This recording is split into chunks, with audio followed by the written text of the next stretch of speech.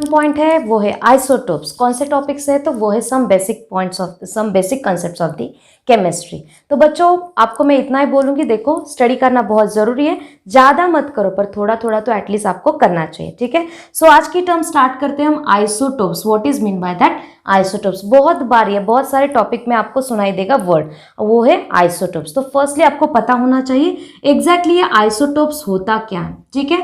Isotopes के बारे में उसको ज़्यादा एक्सप्लेन करने के पहले मैं आपको सिंपली बोल देती हूँ। देखो एक इलेमेंट है, ठीक है, वो इलेमेंट एक ही है पर उसके क्या कर रहे हैं हम डिफरेंट एटम्स कंसीडर कर रहे हैं। ये एक एटम है एटम 1 और ये दूसरा एटम है एटम 2। ये दोनों भी एटम किसके हैं वो है x के। मतलब अगर ये एटम्स x के मतलब इनका एटॉमिक नंबर क्या आ जाएगा, सेम या डिफरेंट, सेम आ जाएगा, ठीक है। तो इतना तो समझ में आ गया, ये वाला हाफ पार्ट है of this definition of the isotopes. तो यहां पे सिंपली आपको ध्यान में क्या रखना है, देखो atoms of the same element have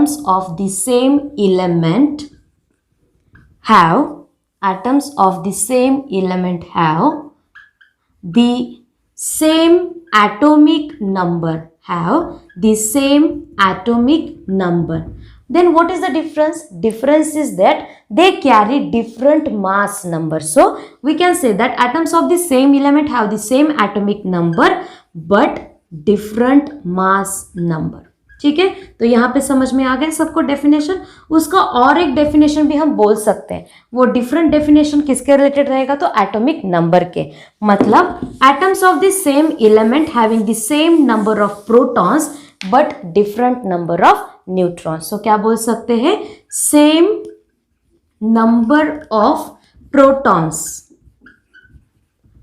but different number of neutrons.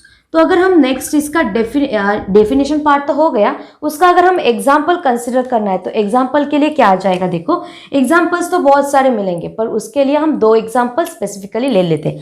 वो है एक है कार्बन।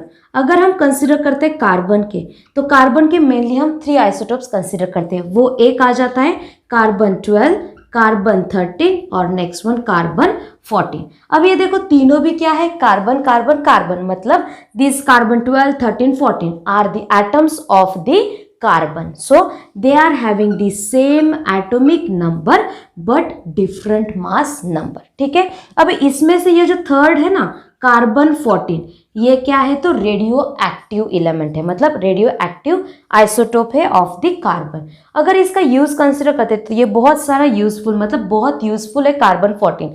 जैसे कि आपने अभी 10 तक ये वर्ड सुना होगा कार्बन डेटिंग, तो ये यूजफुल है वहां पे। मतलब एक अगर हम ट्री भी कंसिडर करते तो ट्री का, पेड़ का एज कितना है, वो अगर हम एक पेड़ कट कर देते हैं तो हमें ऐसा वाला मिल जाता है और यहाँ पे इसके अंदर बहुत सारे रिंग्स दिखाई देते हैं। तो वो जो है ना कार्बन 14, उसका यूज करके इस पेड़ का एज कितना है वो हम फाइंड आउट कर सकते हैं। वैसे ही कार्बन 14 ये जो है ना वो हमारे बॉडी, मतलब हम बोल सकते हैं मेडिकल फील्ड में भी बहुत सारा यूजफुल है। तो यहाँ पे ये खत्म हो गया एक एग्जाम्पल कार्बन का। अगर हम दूसरा एग्जाम्पल कंसिडर करते तो वो लेंगे हम हाइड्रोजन का।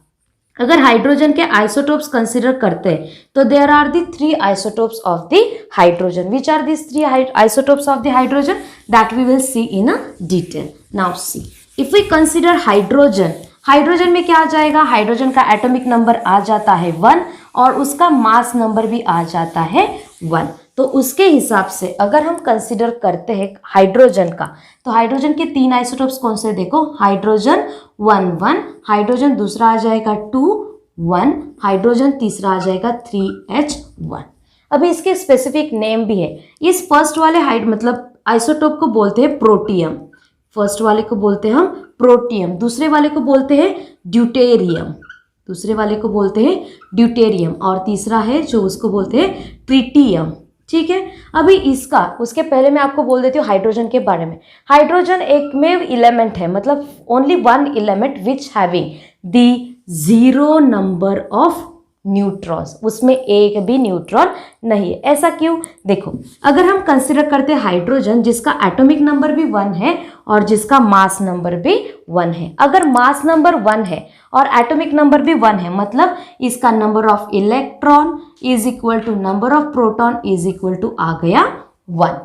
अगर एक ये वाला क्या करता है इंडिकेट इलेक्ट्रॉन और ये वाला इंडिकेट करता है प्रोटॉन प्लस न्यूट्रॉन, अगर मास नंबर ही 1 है तो न्यूट्रॉन क्या आ जाएगा 0। तो ध्यान में रखो, which of the following element having the 0 number of neutrons at that time, our answer should be hydrogen. ठीक है, अभी इसको देखो, प्रोटियम, ड्यूटेरियम, ट्रिटियम, इसको हम सिंबल लिख सकते हैं P, इसको D और इसको लिखते हैं T।